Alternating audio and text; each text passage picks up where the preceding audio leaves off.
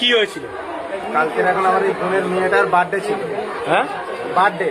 হ্যাঁ, বোনের মেয়েটা বার্থডে ছিল, এর বাড়িতে যাচ্ছিল। হ্যাঁ, তখন 4:30 বাজে। হ্যাঁ, 4:30 যাওয়ার পথে ওই ছেলেগুলো কোনো রকমের, এর মেয়েরা একই সাইজের মেয়ে, 11 বছর করে বয়স, একসঙ্গে ঘোরাফেরা করে, তা বার্থডেতে নিমন্ত্রণ করে তিনি যাচ্ছিল। যাওয়ার পথে ওরা কোনো রকমে অ্যাটাক করে।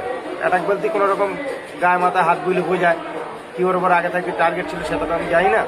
তো যাই হোক, আমরা তারপর থেকে কিন্তু সন্ধ্যে 6টার পরে আর খুঁজে পাচ্ছি না। তখন খোঁজ করতে করতে দেখতে পাচ্ছি 7টা বেজে যাচ্ছে, 8টা বেজে যাচ্ছে, আর খুঁজে পাচ্ছি না। এখানে খুঁজে ওখানে খুঁজে আমরা প্রায় 1-150 ছেলে, আমাদের গোল্ডেন ক্লাবের ছেলেরা, সবাই হাটে বাজারে প্রচুর ছেলেরা আমাদের সঙ্গে ছিল। সবাই মিলে কিন্তু একসঙ্গে আমরা মোষপাড়া করতে করতে প্রথম হক বাজারের এই সিসিটিভি ক্যামেরা চেক করে দেখি এখান থেকে 4:35 এখান থেকে পার হয়। তার পরবর্তী 4:42 পাট ভবন স্কুলের সিসি ক্যামেরায় আমরা পাই। আচ্ছা, যখন পাওয়া গেল তখন কিন্তু দেখতে পাচ্ছি গুলি বলে ওই ছেলেটা এখন লাল গেঞ্জি গাছ আছে, ক্যাপ টুপি পরে আছে। ও কিন্তু ওর সঙ্গে কথা বলতে বলতে আসছে। কথা বলতে বলতে আসতে আসতে আবার আর একটা ছেলে রাজু বলে একজন আছে, তার কাছে ফটাং করে চলে গেল। আমরা কিন্তু তখন আমাদের সন্দেহ হচ্ছে, কোনো রকম ক্যাপ টুপি পরে আছে, আমরা কিন্তু আর বুঝতে পারছি না যে কে ছেলেটা। কিন্তু এই রাজু হাফ প্যান্ট পরেছিল, ওকে বুঝতে পেরেছি আমরা। বুঝতে পেরে এমন সময় ধবধবি তোমার ডাক্তারনা মোড় থেকে চলে যাই আমরা বালি সিমেন্ট যে ব্যবসা করে নির্মলের বাড়িতে। নির্মলের বাড়িতে গিয়ে নির্মলকে জিজ্ঞেস করলাম, দাদা এই ছেলেটা তো চেনা লাগে, এই ছেলেটা কি চেনো? বলছে হ্যাঁ, ও তো রাজু। তাই বলছি ওই ছেলেটা কি যোগাযোগ করা যাবে? তখন রাত 3:30 বাজে, তখন আমরা যাই ওই ধবধবি ডাক্তারনা মোড়ে। নির্মল এখন ওর সঙ্গে আমাদের যোগাযোগ করে দিলে রাজুর সঙ্গে কথা বললাম। রাজু বললে হ্যাঁ, ও তো গুলি কাঁতিপাড়ায় বাড়ি, ও পাতে এসে আমার সঙ্গে কথা বলে। এবার আমরা মেয়েটার সঙ্গে অনেকক্ষণ ধরে কথা বলে যাচ্ছে, হেঁটে যাচ্ছে, পরিষ্কার ফুটেজ আছে। আমরা সেইখানটা সন্দেহ করে গুলির বাড়ি রাত 4টের সময় কিন্তু আমরা ক্যাম্পটা থেকে পুলিশ নিয়ে যাই। যাওয়ার পরে গুলির বউকে জিজ্ঞেস করলাম, মাকে জিজ্ঞেস করলাম, বললে ঘরে নেই।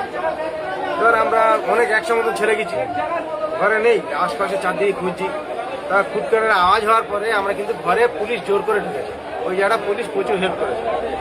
জোর করে ঢোকার পরে দেখছে ঘরের এক কোণে চুপচাপ বসে আছে। ভালো, ওই জায়গাতে আমরা আনলাম সবাই টেনে হেঁড়ে। আনার পরে পুলিশ আমার গাড়ি আছে, পিছনে আছে, আর আমার মাঝখানে আছে।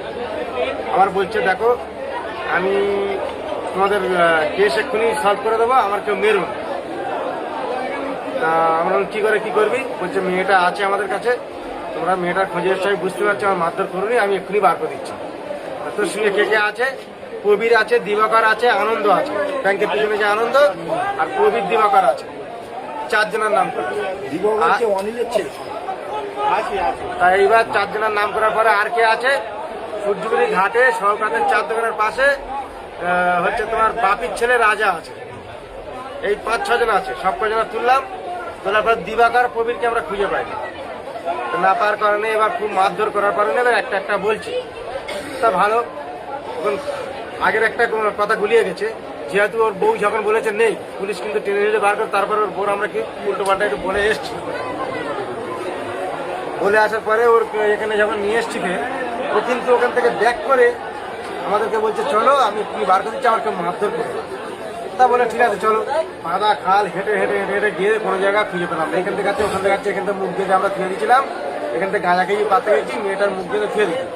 তারপর খুব মারার পরে এইবার বলছে না, তোমার মেয়ে সুস্থ আছে, আমরা ম্যাগি করে দিয়েছি, ম্যাগিটা খাচ্ছে। আর বলছি সুস্থ আছে তুই এখন সকাল 5টা এতটা পরে বলতে পারে।